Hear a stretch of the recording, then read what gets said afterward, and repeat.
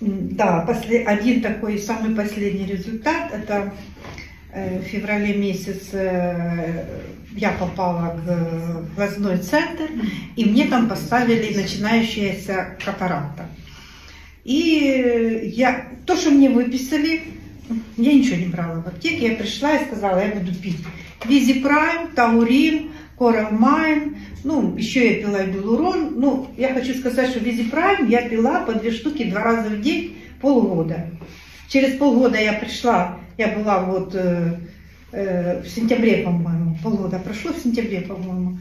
Да, в сентябре. Я после отпуска приехала и в сентябре была у врача. Катаракты нету, зрение улучшилось.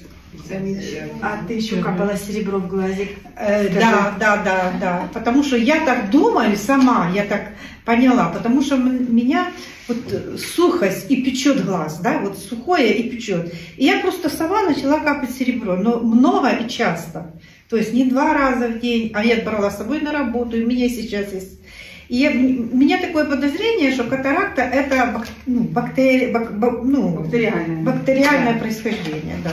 Вот мне так кажется. Это последний результат. Это последний результат. А потом